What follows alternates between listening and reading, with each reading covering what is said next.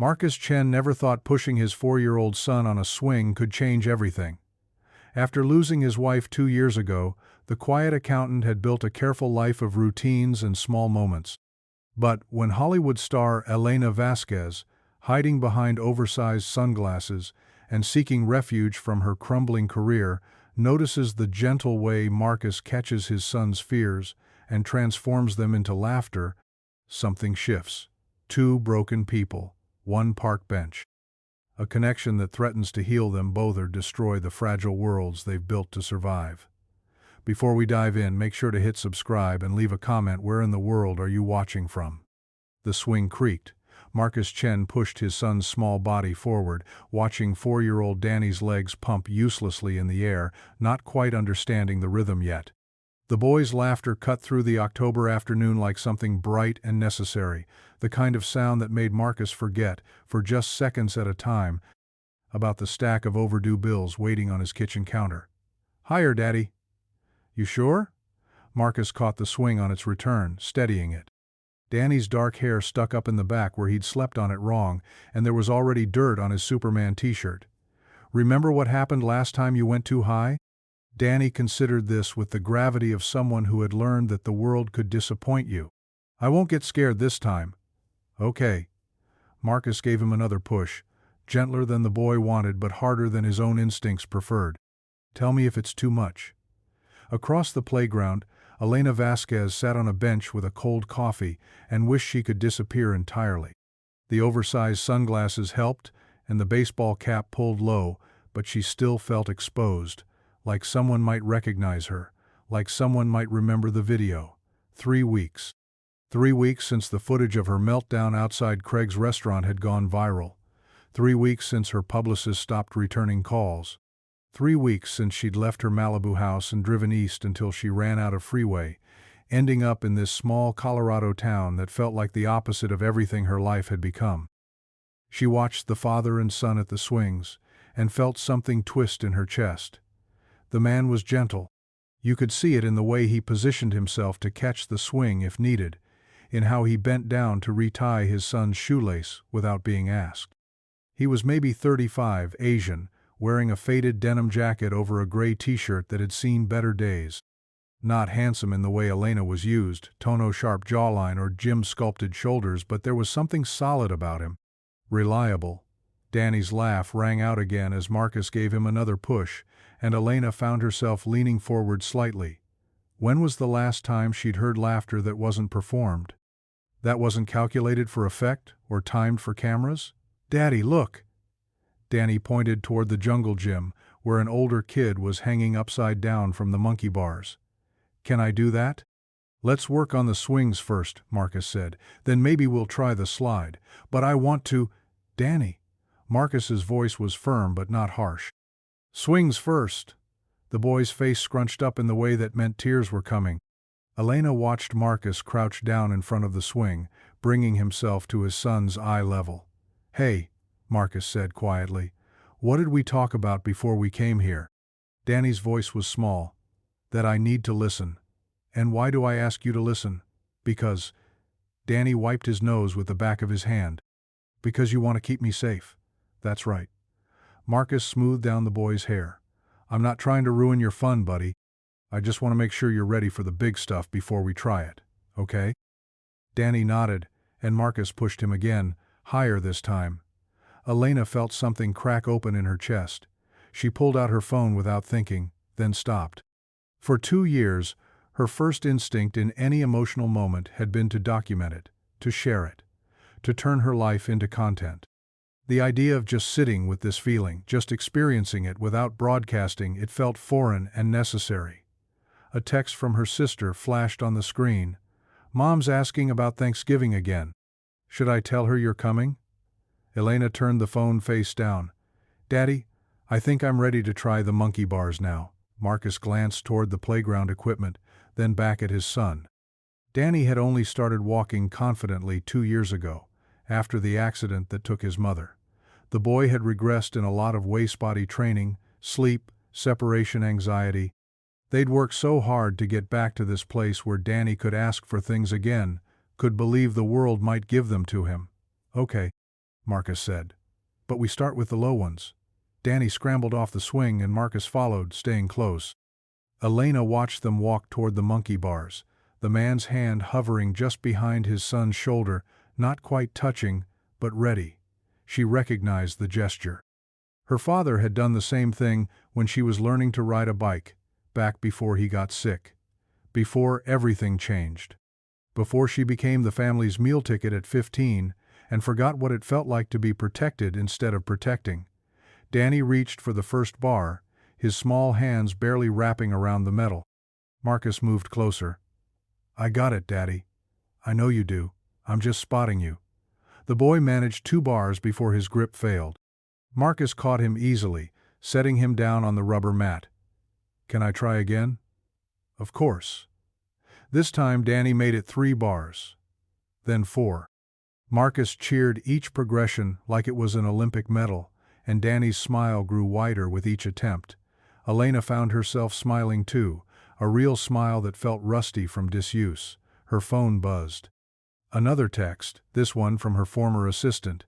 TMZ is asking about the rehab rumors again. Should I? Elena deleted the message without reading the rest. A shadow fell across her bench. She looked up to see an older woman with steel gray hair and paint-stained fingers. Mind if I sit? My granddaughter's on the slide, and these old legs aren't what they used to be. Elena gestured to the empty space, grateful the woman didn't seem to recognize her. That's a sweet boy, the woman said, nodding toward Danny, who was now hanging from the monkey bars with his tongue sticking out in concentration. His father brings him here most afternoons. They've been coming since they moved here. Oh, about a year ago now. Elena found herself curious, despite herself. Just the 2 of them? Lost his wife in a car accident. Drunk driver. The woman's voice was matter-of-fact but kind. Boy was in the car too, but he was okay. Physically, anyway. Elena's stomach dropped. She watched Marcus position himself under the monkey bars again, his attention completely focused on his son. He seems like a good father. The best kind. You can tell the ones who chose it, you know, versus the ones who just ended up there. The woman studied Elena for a moment. You visiting town? Something like that. Well, it's a good place to land for a while. Quiet. People mostly mind their own business. She paused. Unless you want them not to. Before Elena could respond, Danny's voice carried across the playground. Daddy, did you see? I made it all the way across. Marcus was beaming. I saw. That was incredible, buddy. Want to try the slide now? They spent the next 20 minutes on the slide. Danny climbed up and slid down over and over, each time calling out for his father to watch. Marcus never looked away, never pulled out his phone, never seemed bored or impatient. Elena thought about her own childhood, how her mother was always distracted, always worried about money, always asking Elena to be smaller, quieter, less demanding. By the time Elena became famous, those roles had reversed. Now she was the one taking care of everyone, making sure her mother's mortgage was paid, her sister's kids had college funds, her father's medical bills were covered. When was the last time someone had just watched her? Really watched? The way Marcus watched his son? The older woman's granddaughter finished her game and came running over, a whirlwind of pigtails and grass stains. Ready to go, Grandma Rose? Ready when you are, sweetheart. Rose stood slowly, then looked back at Elena. Like I said, it's a good place to land. Hope you find what you're looking for. Elena watched them walk away, hand in hand. The playground was emptying as the sun started to set. A few other parents gathered their children, and soon only Marcus and Danny remained. 5 more minutes, Danny negotiated from the top of the slide. 3, Marcus countered. 4, 3.5, final offer. Danny grinned and slid down backward, his small body twisting with delight. Elena checked her phone. 17 missed calls. 43 text messages. Her publicist, her manager, her lawyer, her mother. Everyone wanting to know where she was, what the plan was, how they were going to fix this. She looked up at Marcus, pushing Danny on the swing again, one last ride before they headed home. The man's face was peaceful in a way that Elena couldn't remember ever feeling. He wasn't performing parenthood or documenting it or managing its optics. He was just being a father. Her phone rang. Her agent. Elena let it go to voicemail. "Okay, buddy," Marcus called out. "Time to head home. We've got to stop at the grocery store, and then we need to work on your letters." "Aw, do we have to?" "Yes, we have to, but maybe we can make dinner together after. What do you think?" Danny's face lit up. "Can we make grilled cheese?" "I think we can manage that." Elena watched them walk toward the parking lot, Danny's small hand tucked into his father's larger one. They moved slowly, stopping to examine an interesting rock, then a caterpillar on the sidewalk. No rush, no agenda beyond being together. When they disappeared around the corner, Elena was alone on the bench with the lengthening shadows and the weight of her phone in her hands. She thought about the house in Malibu, empty except for the housekeeper, who came twice a week. She thought about the script on her kitchen counter that her agent insisted was perfect for her comeback thriller about a woman with multiple personalities, because apparently that was the only way audiences could forgive her now. By making her literally crazy, she thought about Danny's laugh and the way Marcus had crouched down to meet his son's eyes. The playground grew quiet except for the creak of the empty swings moving in the evening breeze. Elena pulled up her sister's text thread and typed, "Tell Mom I'm not sure about Thanksgiving yet. Still figuring some things out." Then she added, "How are the kids?" The response came quickly. "Good. Missing their famous aunt. Lucy asks about you every day." Elena stared at the message for a long time.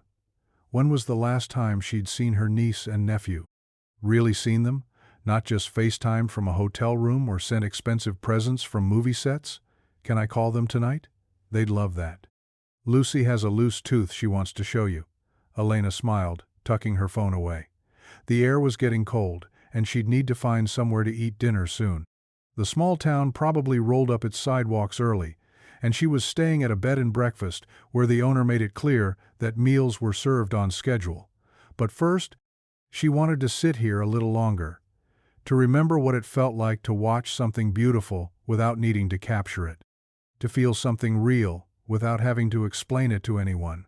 The swings creaked in the wind, and Elena closed her eyes, listening. The coffee shop was called Mabel's, and it looked like it hadn't changed since 1987. Elena sat in a corner booth with a view of the street, nursing her second cup of coffee and pretending to read a paperback novel she'd bought at the gas station. In reality, she was watching the morning rhythm of the small town unfold outside the window. School buses, dog walkers, a man in coveralls unlocking the hardware store across the street, and then Marcus and Danny walking hand in hand toward what looked like a preschool 2 blocks down. Elena checked her watch. 8:47 a.m. Danny wore a small backpack covered in dinosaurs, and Marcus carried a lunchbox shaped like a fire truck. They stopped at the crosswalk, and Marcus pointed both ways, teaching his son to look for cars even though the street was empty. "More coffee, hon?" Elena looked up to find a waitress with kind eyes and sensible shoes holding a pot. "Please. You're not from around here." It wasn't a question, just visiting. Elena had perfected the art of deflecting without lying.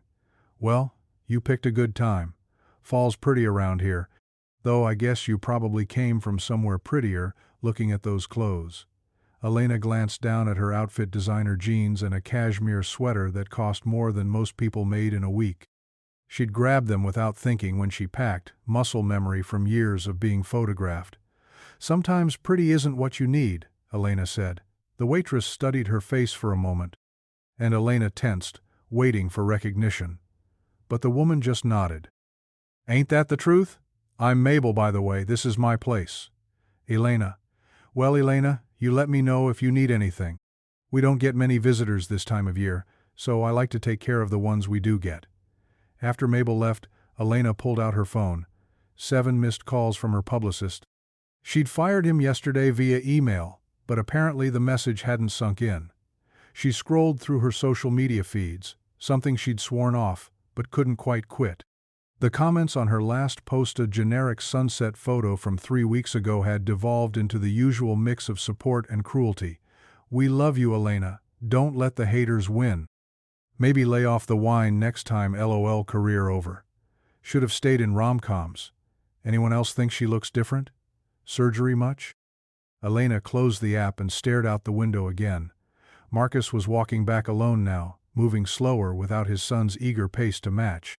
He stopped at the crosswalk again, but this time he looked both ways and then kept looking, like he was seeing the town for the first time. On impulse, Elena stood up and left money on the table. She grabbed her jacket and headed for the door. "Have a good day, Han," Mabel called out. "You too." The morning air was crisp, carrying the smell of wood smoke and dying leaves.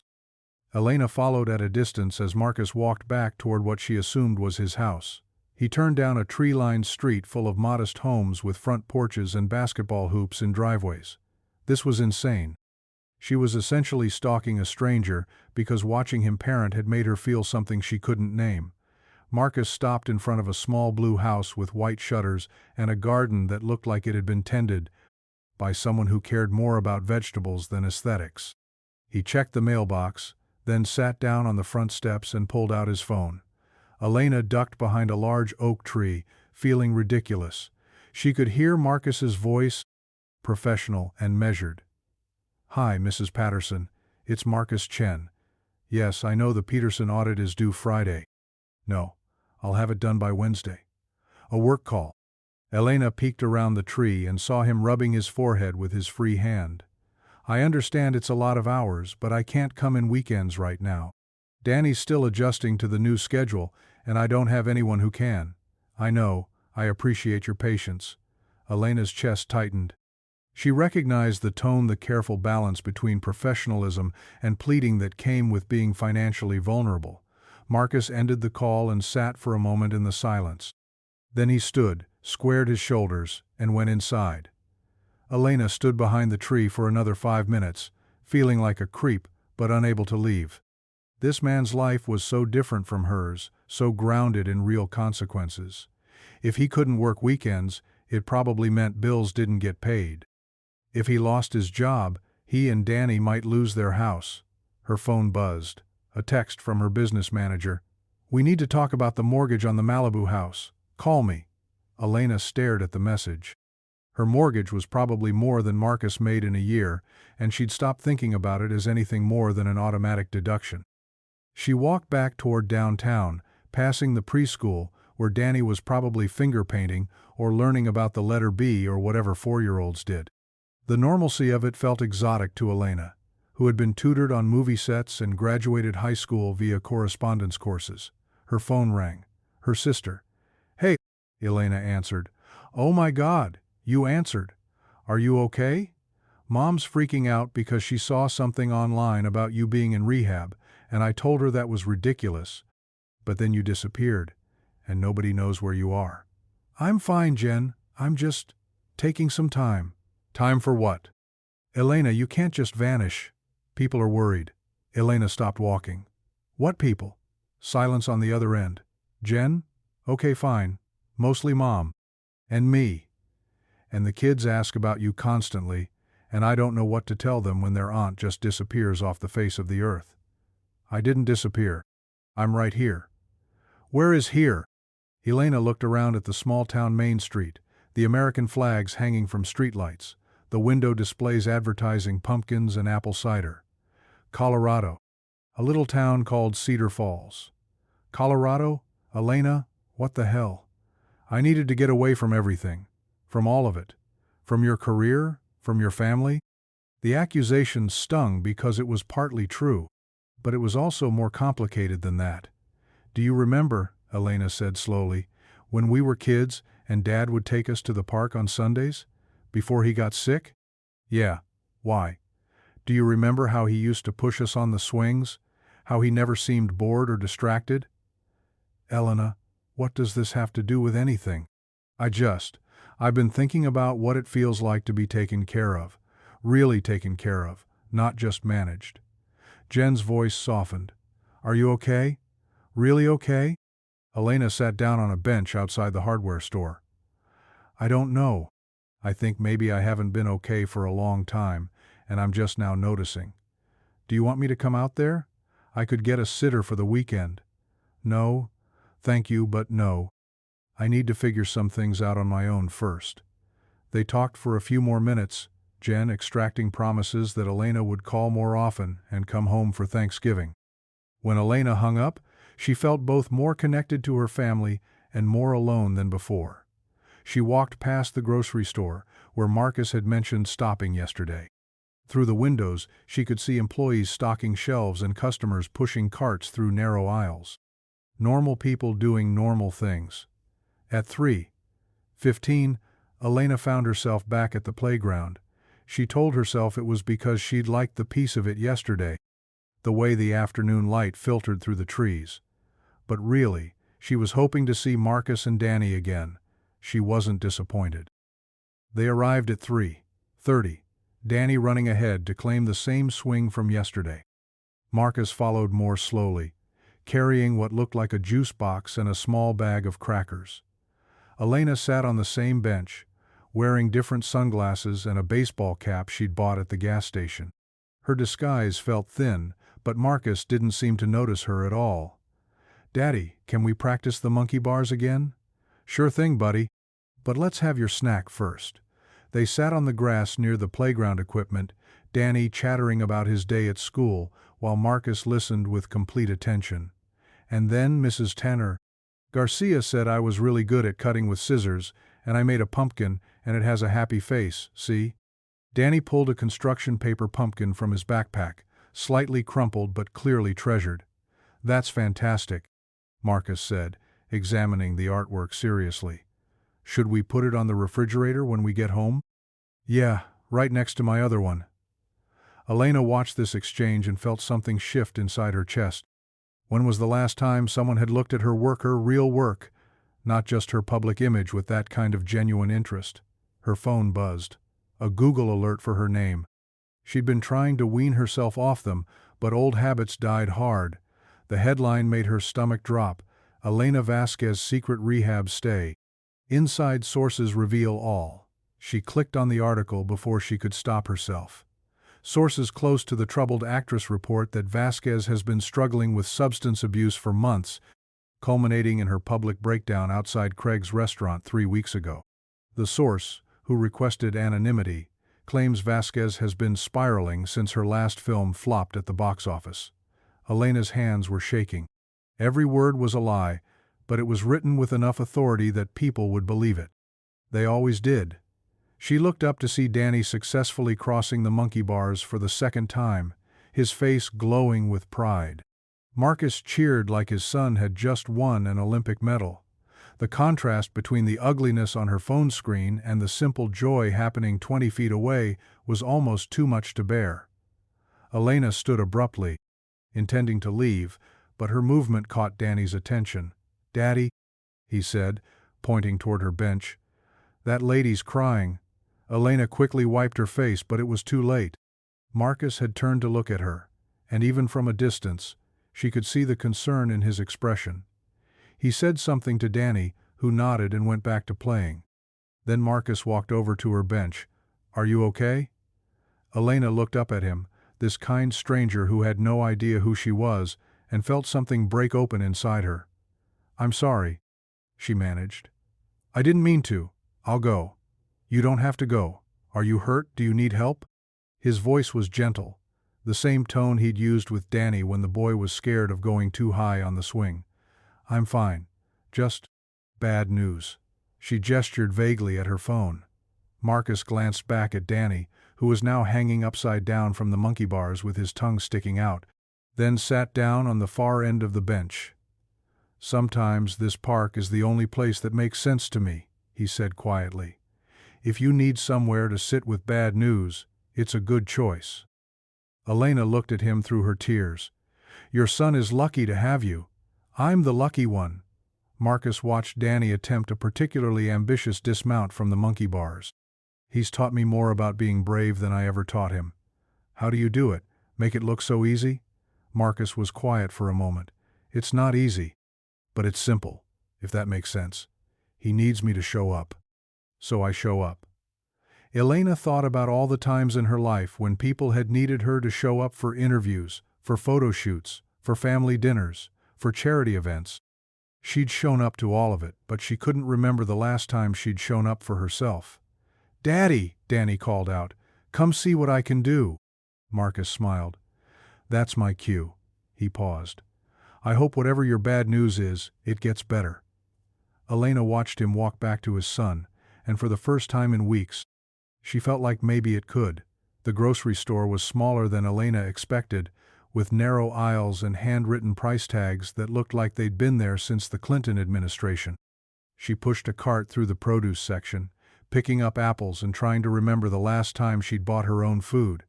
Usually her assistant handled groceries, or she ate at restaurants, or she survived on whatever craft services provided on set. Elena? She turned, heart hammering, expecting to see a fan with a phone camera. Instead, she found Mabel from the coffee shop, wearing a puffy jacket and holding a basket full of what looked like ingredients for soup. "Oh, hi. Fancy meeting you here. How are you settling in?" "Fine. Just picking up a few things." Mabel glanced at Elena's cart, which contained only apples, a block of expensive cheese, and a bottle of wine that was probably overpriced for a small-town grocery store. "You cooking for yourself?" "I'm staying at the bed and breakfast, so not really." "Martha's place? She's sweet, but she serves the same breakfast every day for 30 years. Scrambled eggs and toast. You'll waste away." Mabel studied Elena's face. "You know how to cook?" The honest answer was no. Elena's mother had been too overwhelmed when Elena was young, and by the time Elena became famous, she had people for everything domestic. "Not really." "Well, that's a shame. There's something peaceful about making your own food, especially when you're working through troubles." Elena found herself curious. "What kind of troubles?" Mabel laughed. "Honey, I've been running a coffee shop in a small town for 25 years. I've seen every kind of trouble there is. Divorces, deaths, kids going wrong, money problems, health scares. Sometimes the only thing that helps is keeping your hands busy and making something from scratch." They stood in the produce section while other shoppers moved around them, selecting onions and debating between brands of bread, normal people living normal lives. "My late husband used to say that cooking is like prayer," Mabel continued. "You start with raw ingredients and trust that they'll become something nourishing. Takes faith." Elena's phone buzzed. Another Google alert? She ignored it. "Would you?" Elena paused, feeling foolish. "Would you maybe teach me to cook something simple?" Mabel's face lit up. "I'd love to. You free Thursday evening? I close the shop at 6, but my kitchen's right upstairs." "You don't even know me." "I know enough. You're running from something that hurt you, and you're trying to figure out what comes next. That's not exactly rare around here." Mabel selected a bag of yellow onions. "Besides, I like you. You tip well and you don't talk too much." After they exchanged phone numbers, Elena continued shopping, this time with purpose. If she was going to learn to cook, she should probably start eating meals that didn't come from restaurants. She was comparing pasta sauces when she heard a familiar voice. "Daddy, can we get the dinosaur mac and cheese?" Elena peered around the end of the aisle to see Marcus and Danny in the next row over, Danny standing on his tiptoes to reach a box on a high shelf.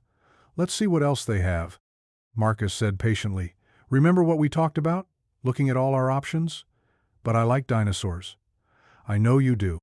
But maybe we can find something you like even more."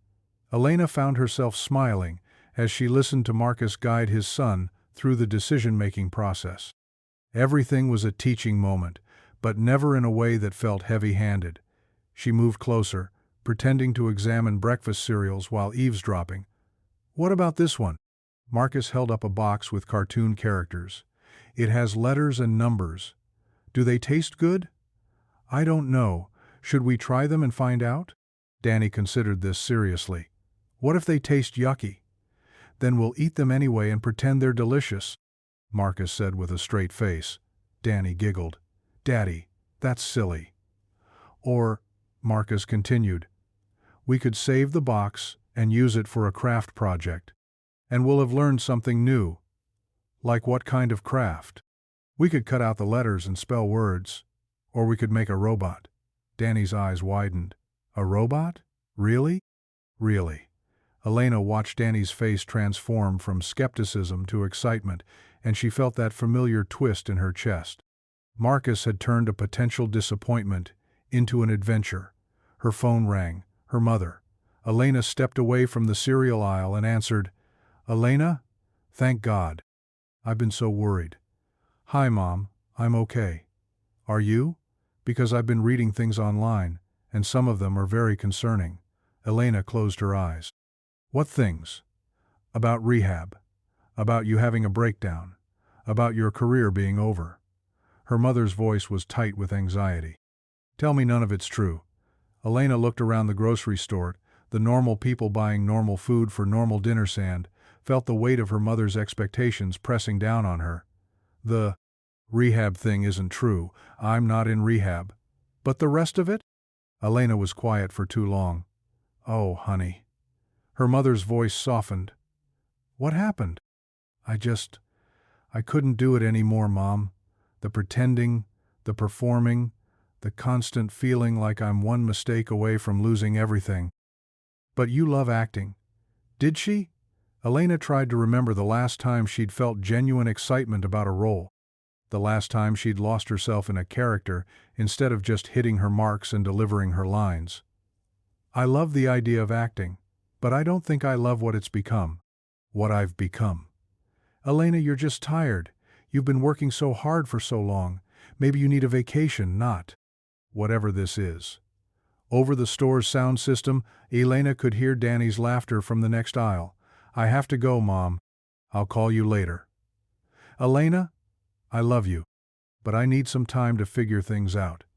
She hung up before her mother could argue. When she turned back toward the cereal aisle, Marcus and Danny were gone. Elena felt an unexpected pang of disappointment.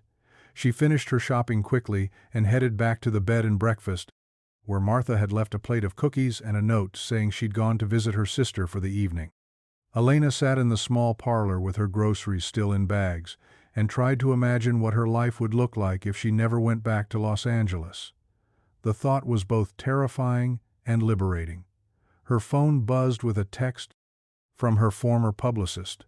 "We need to discuss damage control. This silence is making everything worse."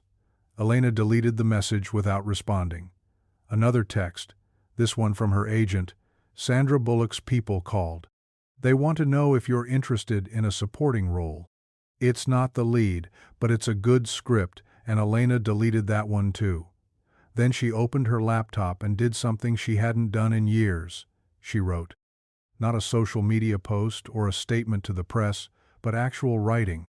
Stream of consciousness thoughts about what it felt like to watch a father love his son, about the difference between being seen and being watched, about the weight of other people's expectations. She wrote for 2 hours, until her back ached and her eyes burned.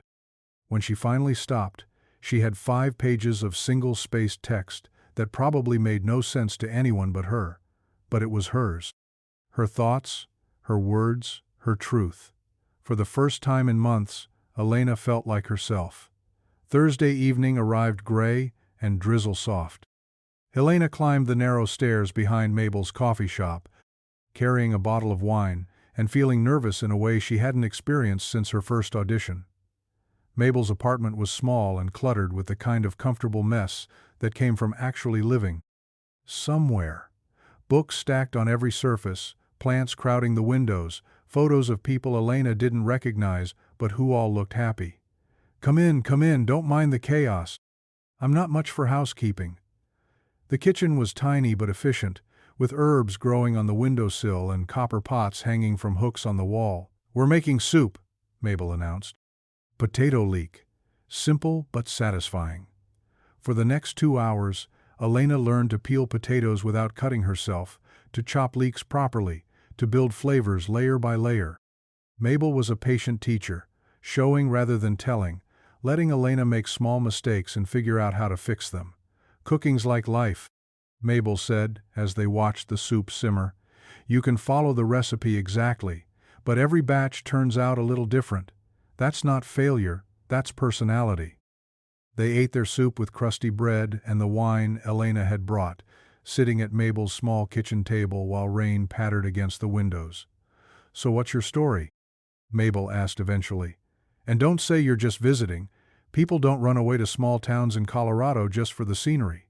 Elena had practiced different versions of this conversation, but sitting in Mabel's warm kitchen, with the taste of soup she'd made herself still on her tongue, she found herself telling the truth. "I'm an actress. Was an actress. I don't know what I am anymore." "What kind of actress?" "Movies, some TV, nothing you'd probably recognize." Mabel studied her face. "You're pretty enough for Hollywood, but you look sad." "I am sad." "About what?" Elena tried to find words for the feeling that had been growing inside her for months. "I think I lost myself somewhere along the way. I spent so long being what other people needed me to be that I forgot who I actually was." "So who are you, when nobody's watching?" It was such a simple question, but Elena couldn't answer it. "I don't know," she admitted. "I'm trying to figure that out." Mabel nodded like this made perfect sense. "Well, you've got time. And you've got good instincts. This soup turned out perfect for a first try." Elena looked down at her bowl, nearly empty. The soup was good. She'd made it herself, with her own hands, and it was nourishing and warm and real. "Thank you," she said. "For this. For being kind to a stranger." "We're all strangers until we're not," Mabel replied. "Besides, I like feeding people. Makes me feel useful." Elena walked back to the bed and breakfast through the drizzle, her stomach full and her heart lighter than it had been in weeks. When she got to her room, she found 3 missed calls from her business manager and a text from her sister asking if she was coming home for Halloween. Instead of answering any of them, Elena opened her laptop and wrote about the taste of soup made with her own hands, about the feeling of being taught something without being judged, about the radical act of sitting still long enough to know herself. Outside her window, the small town settled into evening quiet, and Elena felt herself settling too. The rain had stopped by Friday morning, leaving the world washed clean and bright. Elena sat in Mabel's coffee shop with her laptop, ostensibly writing but mostly watching the town wake up through the windows. She'd been in Cedar Falls for a week now, and she was starting to recognize the rhythms. The mail carrier who whistled off-key, the teenage girl who walked 3 small dogs that seemed to have no interest in moving in the same direction, the elderly man who sat on the bench outside the hardware store every morning at 10:30 feeding pigeons from a paper bag, and Marcus and Danny who passed by at 8:47 every morning on their way to preschool.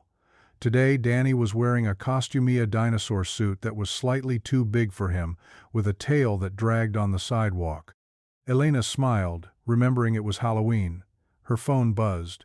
A text from her niece, Lucy. "Aunt Elena, look!" Followed by a photo of the 6-year-old in a princess costume, grinning with a gap where her front tooth used to be.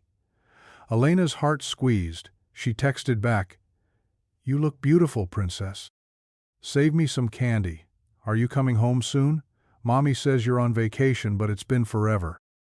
Elena stared at the message, feeling the familiar pull of guilt and obligation. Her family needed her. Her career needed her. Everyone had opinions about what Elena should do next, but nobody seemed particularly interested in what Elena wanted. The problem was, she still didn't know what that was. Deep thoughts this morning? Elena looked up to find Mabel refilling her coffee cup. Family stuff. The hardest kind. Mabel glanced at Elena's laptop screen. "How's the writing going?" "I'm not sure it's actually writing. More like thinking out loud on paper. That's how all good writing starts." Elena had filled nearly 30 pages over the past week rambling thoughts about fame and loneliness, about the difference between being loved and being liked, about the weight of always having to be on. She'd never written anything that wasn't a script or a social media post, but something about this small town made her want to put her thoughts somewhere permanent. "Can I ask you something?" Elena said. "Do you ever regret staying here? Not seeing what else was out there?" Mabel considered this. "I did see what else was out there. Lived in Denver for a few years after high school. Hated every minute of it. Too fast, too loud, too many people pretending to be something they weren't. She paused. Not everyone's built for the big city. Not everyone needs to be. But don't you ever wonder what might have happened if you'd stayed? If you'd tried harder? Honey, I know exactly what would have happened. I'd have been miserable, and I'd have spent my whole life trying to be someone I wasn't. Mabel wiped down the already clean counter. There's nothing wrong with knowing what fits you. Elena thought about her apartment in Malibu, with its floor-to-ceiling windows and million-dollar view.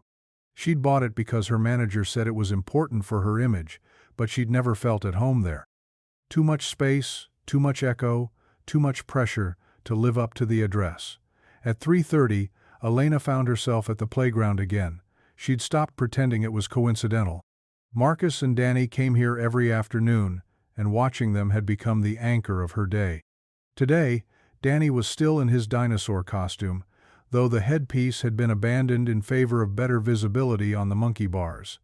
Elena sat on her usual bench and pulled out her phone to check her messages.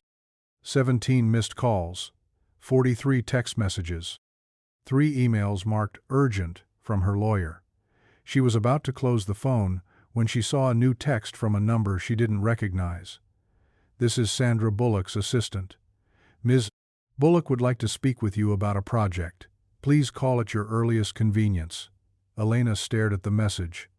Sandra Bullock, Oscar winner, America's sweetheart. The kind of actress Elena had always admired, but never thought she'd have a chance to work with. A year ago, Elena would have called back immediately. Now, she found herself hesitating. Daddy, watch this. Elena looked up to see Danny hanging upside down from the monkey bars, his dinosaur tail swaying in the breeze. Marcus stood underneath, arms outstretched, ready to catch his son if needed. Very impressive, buddy. How does the world look from up there? Funny, everything's backwards. Sometimes that's the only way to see things clearly, Marcus said, and Elena felt like he was speaking directly to her. Danny flipped himself upright and immediately ran toward the slide. Can we stay extra long today, since it's Halloween? We'll see. We still need to get ready for trick-or-treating. Are you going to wear your costume? Marcus looked embarrassed. I don't have a costume. But you have to. It's Halloween. I think I'm a little old for costumes, don't you? Danny's face fell, and Elena watched Marcus immediately soften. What if? Marcus said slowly. We went to the store and found me something simple, just so we match. Danny's face lit up like a Christmas tree. Really? Can you be a dinosaur too? I'll see what they have. Elena found herself smiling at this exchange, but her smile faded when she noticed a woman approaching the playground. Mid-40s, well-dressed, carrying herself with the confidence of someone used to being in charge. Marcus? Marcus turned, and Elena saw his face change no fear, exactly, but wariness. Catherine, I didn't expect to see you here. I was in town for work. Thought I'd stop by. The woman Catherine looked around the playground with the expression of someone who found the whole scene quaint but beneath her. Her gaze lingered on Danny, who was obliviously climbing the slide in his dinosaur costume. He looks good, Catherine said. Healthy. He is healthy. I got your lawyer's letter about the custody evaluation. Elena felt her stomach drop. This was Danny's mother. Had to be, but something about the dynamic felt wrong, too formal, too careful. Catherine, this isn't the place. When is the place, Marcus? You don't return my calls. You moved him hours away from everyone he knows. Everyone you know, Marcus corrected quietly. Danny's doing well here. He's happy. He'd be happy in Denver too, with proper schools, better opportunities, with his grandmother nearby. Danny had noticed the conversation and was moving closer to his father. His earlier joy replaced by the kind of alertness children develop when they sense adult tension. We've been through this, Marcus said. The judge already ruled. Judges can change their minds, especially when circumstances change. Catherine's voice carried a threat that made Elena's skin crawl. Marcus picked up Danny, who immediately wrapped his arms around his father's neck. We should head home, Marcus said. It's been a long day. This isn't over, Marcus. Yes. Marcus said firmly, "It is." Elena watched them leave, Marcus carrying Danny while the boy looked over his father's shoulder at the woman who remained standing by the playground equipment. Catherine watched them go with the expression of someone calculating her next move. After they disappeared around the corner, Catherine pulled out her phone and made a call. "It's me. I saw him. No, he's not going to make this easy. Yes, I think we'll need to escalate." Elena felt sick. She didn't know the details of whatever custody situation was playing out, but she recognized the tone, the casual cruelty of someone who viewed other people as obstacles to be managed. When Catherine finally left, Elena sat alone on the bench as the sun set, thinking about what she'd witnessed. Marcus's protective instincts, Danny's immediate trust in his father's ability to handle the situation, the way love and fear could exist in the same moment. Her phone rang, her agent. "Elena, thank God. Sandra Bullock's people have been trying to reach you. This is a huge opportunity. I can't talk right now." "What do you mean you can't talk? This is Sandra Bullock. Do you know how many actresses would kill for this chance?" Elena thought about Marcus and Danny, about the way real love looked when it was threatened, about the difference between opportunities and obligations. "I'll call you back," she said, and hung up. But she didn't call back. Instead, she walked through the downtown streets as they filled with trick-or-treaters' children in costumes ranging from elaborate to homemade, parents trailing behind with cameras and candy bags. She passed Marcus and Danny's house, where she could see warm light in the windows and the silhouette of a man helping his son with something in the kitchen. They'd found a costume for Marcus. Elena could see a dinosaur tail hanging from his waist. Her phone buzzed again. This time it was a text from her mother. "Call me. We need to talk about your future." Elena looked at the message, then at the house where a father was making Halloween magical for his son despite whatever legal threats he was facing. She thought about Sandra Bullock's offer, about her family's expectations, about the life waiting for her back in Los Angeles. Then she turned off her phone and walked back to the bed and breakfast, where she would spend the evening writing about love and protection and the courage it takes to choose your own life. Outside her window, Cedar Falls settled into Halloween night, and Elena felt herself settling deeper into the person she was becoming. Elena found Marcus sitting alone on a bench outside the courthouse on Tuesday morning, his head in his hands. She'd been walking back from Mabel's coffee shop when she spotted him, and something about his posture, the defeated slump of his shoulders, the way he seemed to be trying to make himself smaller made her stomach clench. Without thinking, she changed direction. "Are you okay?" Marcus looked up, startled. It took him a moment to recognize Hertha woman from the playground who'd been crying over bad news.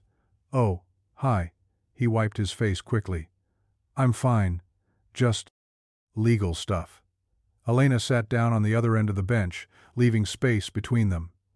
"The woman from the playground. Danny's mother?" Marcus's laugh was bitter. "Stepmother. Ex-stepmother, I guess. Danny's biological mother died in the accident." He paused. "I probably shouldn't be talking about this with a stranger. Sometimes strangers are easier to talk to." Marcus studied her face. "You're not from here." "No. Just passing through." They sat in silence for a moment, watching people walk in and out of the courthouse. Lawyers with briefcases. Families that looked like they were going through divorces. People whose lives were being decided by strangers in black robes. "She wants custody," Marcus said finally. "Says I'm an unfit parent because I moved Danny away from his support system, because I work too much. Because I don't make enough money," his voice cracked slightly. "Because I'm not his biological father." Elena felt anger rise in her chest. "But you raised him. Since he was 6 months old. His mother me wife she had Danny young, with someone who wasn't interested in being a father. I adopted him officially when Danny was 2. Marcus's hands were shaking slightly. "But apparently that doesn't matter as much as DNA and bank accounts. What does Danny want?" "He's 4. The court says he's too young to have an opinion that matters." Marcus stood up abruptly. "I should go. I need to pick him up from preschool soon. And I don't want him to see me like this." Elena watched him walk away, noting how he straightened his shoulders and lifted his chin as he got further from the courthouse. Preparing to be strong for his son, she pulled out her phone and did something she hadn't done in days. She made a call. "Johnson Klein, Associates, this is Rebecca." "Hi. This is Elena Vasquez.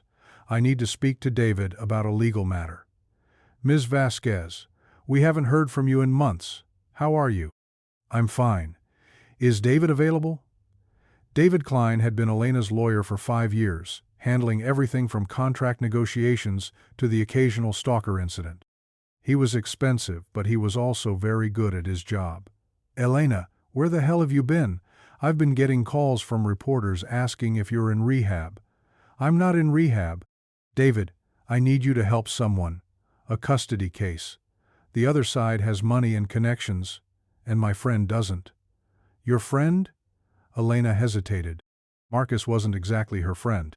He was a stranger she'd been watching from a distance, a man whose parenting had made her question everything about her own life. "It's important to me." "Okay, what are the details?"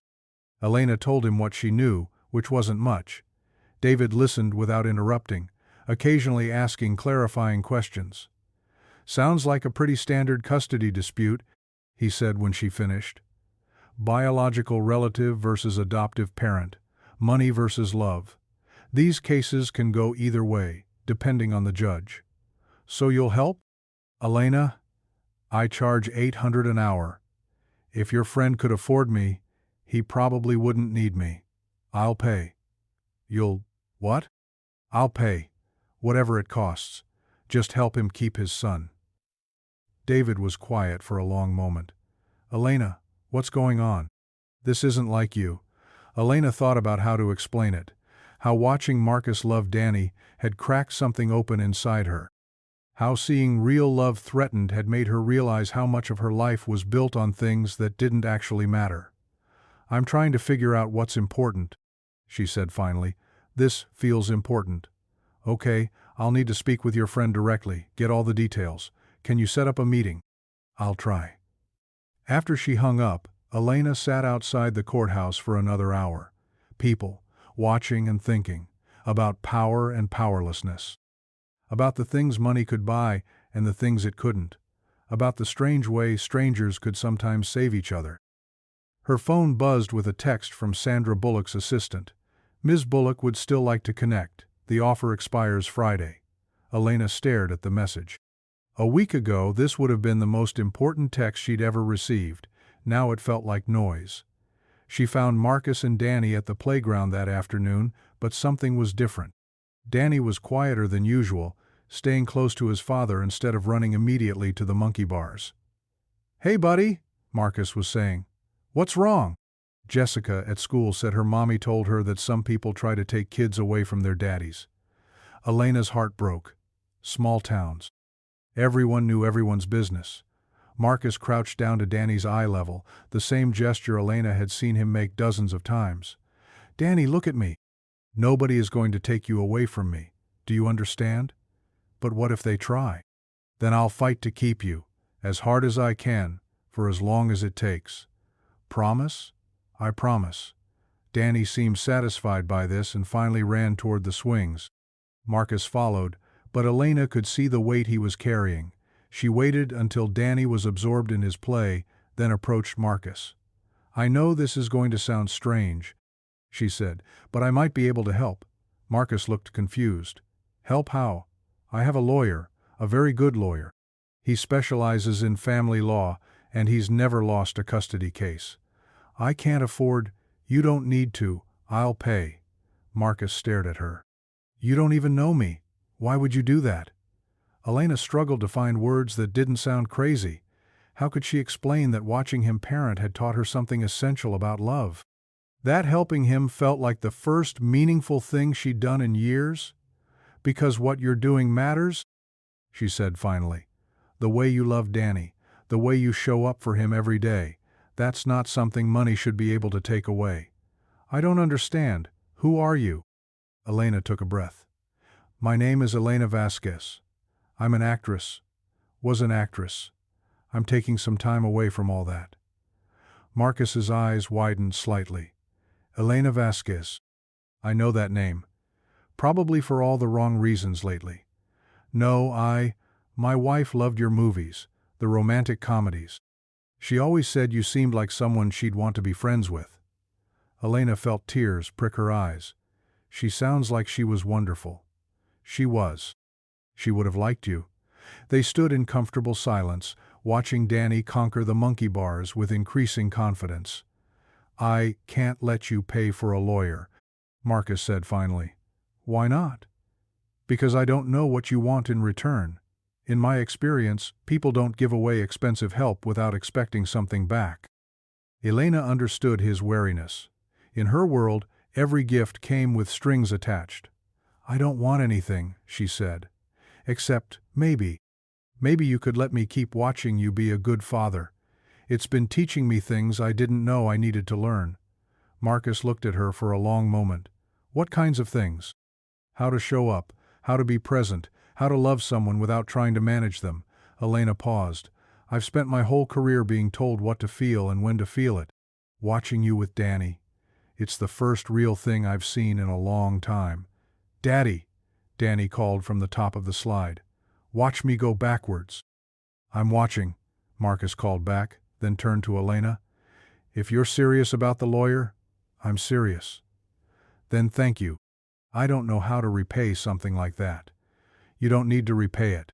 Just keep being the kind of father who deserves to win. Elena gave him David's contact information, and they arranged for Marcus to call that evening. As she walked back to the bed and breakfast, Elena felt something she hadn't experienced in years. The simple satisfaction of using her resources for something that mattered. Her phone was buzzing when she got to her room. Missed calls from her agent, her business manager, her sister, all wanting to know what she was doing, when she was coming back, how they were going to fix her career. Elena turned off the phone and opened her laptop. She wrote about justice and injustice, about the weight of money and the lightness of purpose, about what it felt like to help someone without cameras rolling. Outside her window, Cedar Falls settled into evening, and Elena felt herself settling into the person she was choosing to become. The custody hearing was scheduled for the following Thursday. Elena spent the week in a strange state of suspended animation, checking her phone obsessively for updates from David while trying to maintain the routine she'd built in Cedar Falls. Coffee at Mabel's. Writing in the afternoons. Watching Marcus and Danny at the playground, though their visits had become shorter and more subdued as the hearing approached. You're pacing, Mabel observed on Wednesday morning, refilling Elena's cup for the third time in an hour. I don't pace. Honey, you've worn a path between that table and the window. What's got you so wound up? Elena had told Mabel about helping Marcus with his legal fees, though not about who she really was. As far as Mabel knew, Elena was just someone with enough money to help and enough heart to want to. The hearing's tomorrow. I keep thinking about what happens if we lose. We? Elena paused. When had she started thinking of it as we? She barely knew Marcus.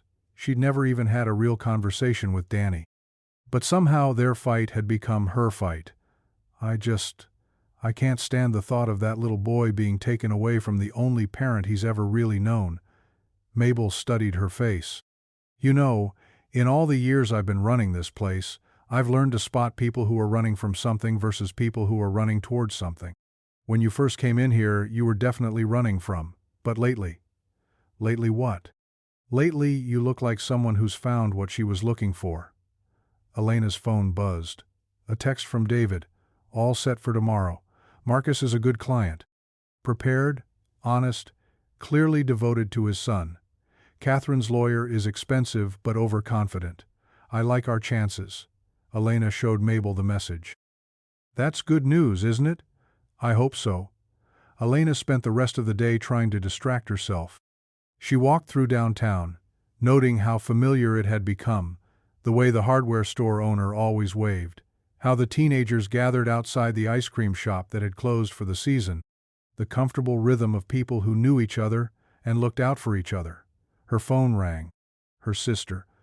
Elena, you have to call Mom back. She's driving me crazy. What's she saying now? that you're having some kind of breakdown, that you need to come home and get your life back on track. She's talking about flying out there. Elena's stomach dropped. She doesn't even know where there is. She hired a private investigator. She what? Elena, you disappeared for 3 weeks. Your career is in free fall, you won't talk to your representatives, and nobody knows if you're okay. What did you expect? Elena felt the walls of her small-town sanctuary beginning to close in. I'm fine, Jen. Better than fine. I'm figuring things out. By hiding in Colorado? Elena, this isn't real life. This is just avoidance. Maybe avoidance is what I needed. And then what? You can't hide forever. Elena looked out the window of her room at the tree-lined street, at the house 2 blocks away, where Marcus was probably helping Danny with his homework or making dinner or doing any of the 1,000 small things that made up a real life. I don't want to hide forever, but I also don't want to go back to who I was. So who do you want to be? It was the same question Mabel had asked her weeks ago, and Elena still didn't have a complete answer. But she was starting to get glimpses. Someone who shows up for people. Someone who uses whatever power she has for something good. Someone who doesn't perform her life for other people's entertainment. Jen was quiet for a moment. That sounds lonely. It's not lonely. It's peaceful. After they hung up, Elena sat with the weight of her sister's words. Was this just elaborate avoidance? Was she deluding herself that what she'd found in Cedar Falls was real? But then she thought about Marcus's face when she'd offered to help, about Danny's laughter on the monkey bars, about the simple satisfaction of learning to make soup with her own hands. Real didn't have to mean famous. It didn't have to mean important in the way she'd always defined importance. Maybe real just meant showing up. Elena didn't sleep much that night. She was at Mabel's by 6 a.m., sitting with coffee and her laptop, too nervous to write but too wired to sit still. At 8:30, she saw Marcus walk past with Danny, both of them dressed more formally than usual. Marcus in a suit that looked like it had seen better days, Danny in khakis and a button-down shirt that made him look heartbreakingly small. Elena's phone rang. David. We're heading into the courthouse now. I'll call you when we have news. How does Marcus seem? Nervous, but determined. He's got a good case, Elena. He's been Danny's primary caregiver for 4 years. The stepmother has money, but she doesn't have a relationship with the child. But family court can be unpredictable. Judges are human. Sometimes they make decisions based on factors that have nothing to do with what's best for the child. Elena spent the morning pacing between Mabel's coffee shop and the courthouse, too anxious to go inside but unable to stay away. She saw Catherine arrive in a black sedan with 2 lawyers in expensive suits. She looked confident, composed, like someone accustomed to getting her way. At noon, Elena's phone finally rang. We won. Elena's knees went weak with relief. What? Full custody stays with Marcus. The judge said it was clear that Danny's best interests were served by remaining with his primary caregiver. Catherine's lawyers tried to make it about money, but Marcus had character witnesses, documentation of Danny's progress, evidence of their bond. It wasn't even close. Elena found herself crying in the middle of Main Street, relief and joy overwhelming her. Where are they now? Getting paperwork finalized. Should be done in an hour or so. Elena waited at the playground, sitting on the bench where she'd spent so many afternoons watching Marcus and Danny. When she finally saw them coming down the street, Danny was riding on Marcus's shoulders, both of them grinning. They spotted her on the bench and changed direction. Elena? Danny called out, though he'd never actually spoken to her before. We won. I get to stay with Daddy. I heard, Elena said, standing up. That's wonderful news. Marcus lifted Danny down, and the boy immediately ran toward the monkey bars, his formal clothes apparently forgotten. I don't know how to thank you, Marcus said. David said you covered everything, his fees, the investigators, all of it. You don't need to thank me. Yes, I do. You saved us. You saved him. Marcus's voice cracked slightly. Why? I still don't understand why you did this. Elena watched Danny hanging upside down from the monkey bars, his face red with effort and joy, his laughter carrying across the playground. "Because," she said slowly, "watching you love him taught me what love actually looks like. Not the performance of it, not the idea of it, but the real thing. The daily choice to show up, to be present, to put someone else's needs first without losing yourself." She paused. "I've spent my whole life being loved for who people thought I was, but you love Danny for exactly who he is, and you help him become more himself every day. That's everything." Marcus was quiet for a moment. "What will you do now? Go back to your life?" Elena looked around the playground, at the town she'd accidentally fallen in love with, at the man who'd taught her about presence without knowing he was teaching her anything. "I don't know, but for the first time in my life, not knowing feels like freedom instead of failure." Danny ran back over to them, grass stains already appearing on his formal shirt. "Elena, do you want to have dinner with us? Daddy's making grilled cheese, and we have good juice boxes." Elena looked at Marcus, who nodded with a smile. "I would love that." As they walked toward Marcus and Danny's house, Elena felt her phone buzzing in her pocket. Probably her agent, or her publicist, or her mother. All the people who wanted her to be someone other than who she was becoming. She left it buzzing and walked into whatever came next. 3 weeks later, Elena sat in Marcus's kitchen, helping Danny with his letters while Marcus made dinner. The scene felt both extraordinary and completely ordinary, the kind of simple domestic moment she'd never thought she wanted. "What letter is this?" Elena asked, pointing to a crayon drawing that looked vaguely like the letter B. "B for butterfly," Danny announced proudly. "And boat, and," he scrunched up his face in concentration. "Banana?" Elena suggested. "Banana and Elena." "Elena starts with E, buddy." Marcus called from the stove, where he was stirring something that smelled like heaven. "Oh." Danny considered this seriously. "What starts with E?"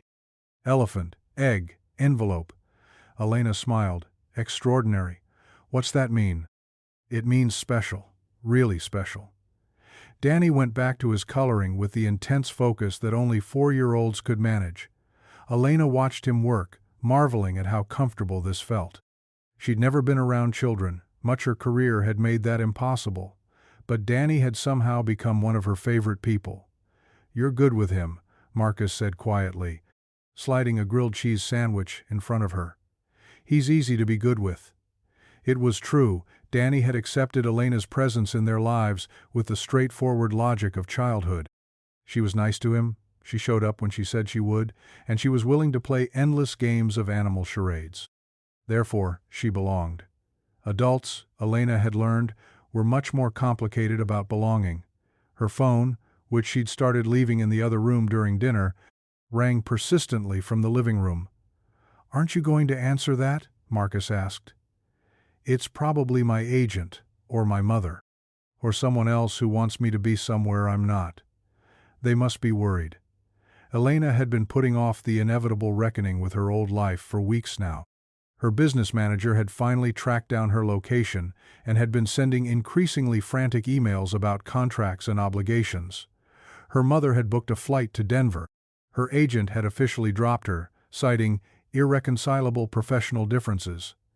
They are worried, but they're worried about the wrong things. "What do you mean?" Elena thought about how to explain it. "They're worried about my career, my reputation, my earning potential, but nobody's asking if I'm happy. Nobody's asking what I want my life to look like." "And what do you want it to look like?" Elena glanced around the kitchen at Danny carefully coloring inside the lines, at Marcus stirring soup with the same attention he gave everything else, at the window that looked out on a backyard where vegetables grew in neat rows. "Something like this, not exactly this, but real. Connected. Useful." "Daddy," Danny interrupted, "is Elena going to stay forever?" Marcus and Elena looked at each other across the kitchen table. It was the question they'd both been avoiding. "Elena has her own life, buddy. Her own home. But I like her here. I like her here too." Elena felt her heart squeeze. "I like being here too," but she also knew she couldn't stay indefinitely. She was hiding, and hiding wasn't sustainable. Eventually, she'd have to figure out what came next. After dinner, while Marcus put Danny to bed, Elena walked through downtown Cedar Falls one more time. The streets were quiet, most of the shops closed for the evening. She passed Mabel's coffee shop, the courthouse where Marcus had won his fight, the playground where she'd first seen him pushing Danny on the swing. 6 weeks ago, she'd been a different person. Someone who performed emotions for cameras, who measured her worth in box office numbers and Instagram likes, who'd forgotten the difference between being seen and being known. Now she was someone who could make soup from scratch, who knew the daily rhythm of a small town, who'd learned that love was a series of small choices rather than grand gestures.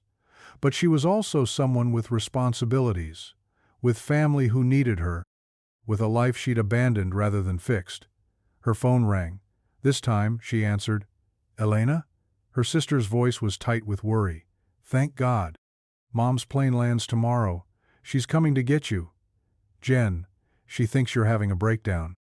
She's talking about interventions and therapists and I don't know what else. You have to come home." Elena sat down on a bench outside the hardware store, the same one where the elderly man fed pigeons every morning. "What if I don't want to come home?" "Then what? You're going to live in small-town Colorado forever?" "Elena, that's not who you are. Maybe it's who I'm becoming.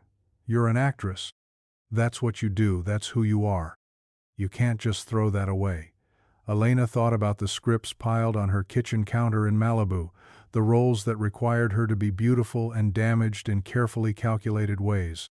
About the interviews where she'd learned to deflect personal questions with charming anecdotes.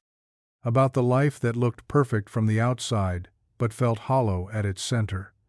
What if being an actress isn't enough anymore? Then what would be enough? Elena didn't have a complete answer, but she was starting to understand the shape of it. Something that mattered. Something that helped people.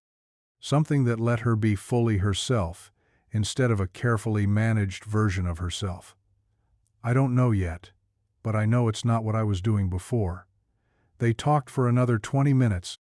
Jen, alternating between worry and frustration, Elena trying to explain a transformation she didn't entirely understand herself. When they hung up, Elena felt the weight of the choice ahead of her. She walked back to Marcus's house, where warm light spilled from the windows. Through the kitchen window, she could see him cleaning up from dinner, moving through the space with the quiet efficiency of someone who'd learned to do everything himself. He looked up when she knocked, and his face brightened in a way that made her chest tight. "How's Danny?" she asked when he opened the door. "Asleep, finally. He made me read the dinosaur book 3 times. Marcus stepped aside to let her in. "Everything okay? You looked upset when you left." Elena sat down at the kitchen table where they'd shared so many meals over the past few weeks. "My family wants me to come home. My mother's flying out tomorrow to convince me to get my life back on track." Marcus was quiet for a moment, wiping down the already clean counters. "And what do you want?" "I want to stay here. I want to keep having dinner with you and Danny. I want to learn how to garden and help Mabel with the coffee shop, and maybe write something that matters." She paused. "But I also know that's not realistic. I have obligations, people depending on me." "What kind of obligations?" Elena told him about her mother's mortgage, her sister's kids' college funds, the staff whose jobs depended on her working. About the contracts and commitments that tied her to a life she no longer wanted. "That's a lot of pressure," Marcus said when she finished. "It is. But it's also not entirely fair to walk away from all of it just because I've decided I want something different." Marcus sat down across from her. "Can I tell you something?" Elena nodded. "When Sarah died, my wife, I thought about giving up. Moving somewhere far away, starting over, becoming someone completely different. The weight of raising Danny alone, of keeping our life together, felt impossible." "What stopped you?" "Danny needed me to be his father, not some new version of myself. But I also realized that running away wouldn't actually solve anything, it would just create different problems." Marcus reached across the table and touched her hand gently. "Maybe the answer isn't choosing between your old life and this new one. Maybe it's figuring out how to take what you've learned here and make it part of whatever comes next. Elena looked down at their joined hands. What if I can't? What if I go back and just get pulled into all the same patterns? Then you'll remember this. You'll remember what it felt like to be present, to choose love over fear, to help someone just because it mattered. And you'll find ways to choose that again. Elena felt tears prick her eyes. I don't want to leave you and Danny. We don't want you to leave either. But Elena, we'll be okay. That's what you helped us learn, that we're strong enough to handle whatever comes. They sat in comfortable silence, holding hands across the kitchen table where Elena had learned what home could feel like. Will you keep in touch? She asked finally.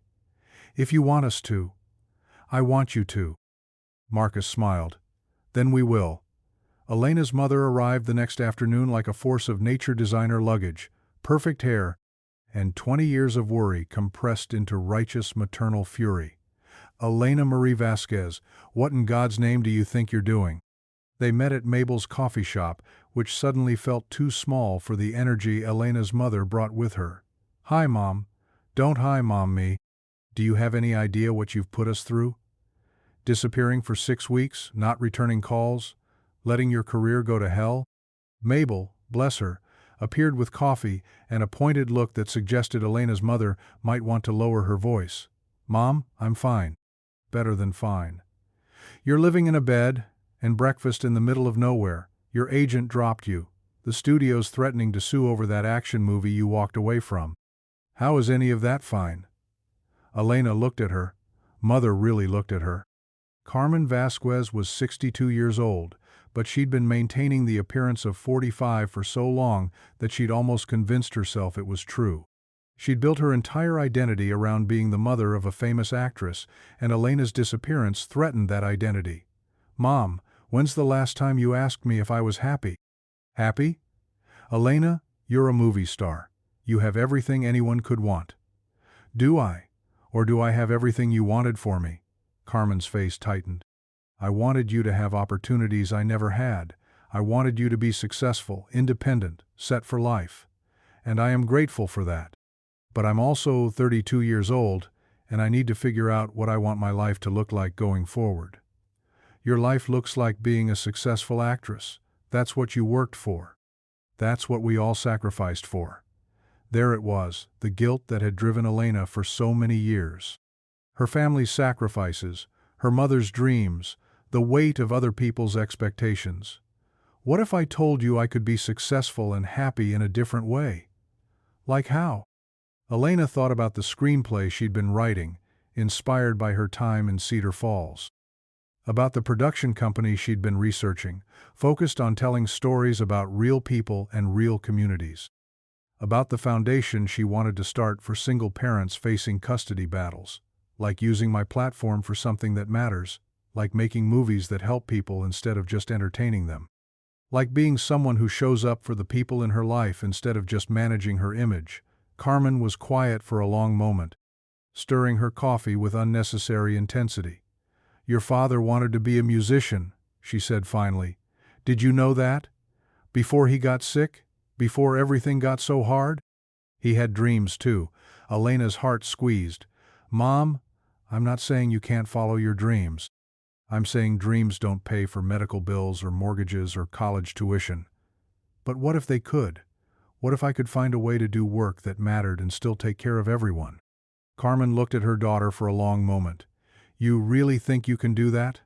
I think I have to try. They talked for 2 more hours, Elena explaining her plans, and Carmen slowly understanding that her daughter wasn't having a breakdown, she was having a breakthrough. I still think you're crazy, Carmen said finally. But you look, I don't know, lighter, like yourself again. I feel like myself again. And this town, these people, they're really that important to you? Elena thought about Marcus and Danny, about Mabel's patient kindness, about the way she'd learned to be still long enough to know herself. They taught me what real love looks like, what it means to be present for people. I can't leave that behind, but I also can't stay here forever. So what will you do? Elena smiled. I'm going to take it with me. Elena left Cedar Falls on a Tuesday morning in early December, but not before one last afternoon at the playground. Danny was bundled up in a winter coat that made him look like a small astronaut, his breath visible in puffs as he climbed the monkey bars with the confidence of someone who'd mastered a challenge through patience and practice. "I'm going to miss you," Elena told Marcus as they sat on their bench watching Danny play. "We're going to miss you too. But this isn't goodbye, right?" "Right. I'll be back for visits. And you promise to come to LA if I ever make a movie you and Danny would want to see." Marcus smiled. "Deal." They sat in comfortable silence, watching Danny discover that the slide was slippery with frost. "Thank you," Elena said finally. "For what?" "For letting me watch you be a father, for teaching me what love actually looks like, for helping me remember who I wanted to be. Thank you for saving us. For showing Danny that there are people in the world who help just because they can." Elena felt tears prick her eyes. "He's going to be amazing, you know. Because of how you love him. We're all going to be amazing, because we learned how to love each other." When it was time to go, Danny hugged Elena with the fierce intensity of a 4-year-old who'd learned that sometimes people leave but love stays. "Will you write me letters?" he asked. "Every week. With pictures?" "With pictures. And will you come back for my birthday?" Elena looked at Marcus, who nodded. "I'll come back for your birthday." Elena drove away from Cedar Falls with tears on her cheeks and hope in her chest. In her rearview mirror, she could see Marcus and Danny waving from the playground, and ahead of her, the highway stretched toward a future she was finally ready to choose for herself. 6 months later, Elena sat in her new office in downtown Los Angeles, reading a letter from Danny dictated to Marcus, about losing his first tooth and learning to ride a bike. The walls were covered with photos from Cedar Falls, scripts for movies that told stories about real people, and a framed picture of her and Danny building a snowman during her Christmas visit. Her phone rang. It was Marcus. "Elena, I hope you're sitting down." Danny just read his first sentence by himself. Elena smiled, closing her eyes and remembering the taste of soup made with her own hands. The sound of a child's laughter carrying across a playground, the feeling of being loved for exactly who she was. "Tell me everything," she said, and settled in to listen to the beautiful, ordinary details of a life built on presence and love. Outside her office window, Los Angeles hummed with ambition and dreams, but Elena had learned the difference between being successful and being happy, and for the first time in her life, she was both.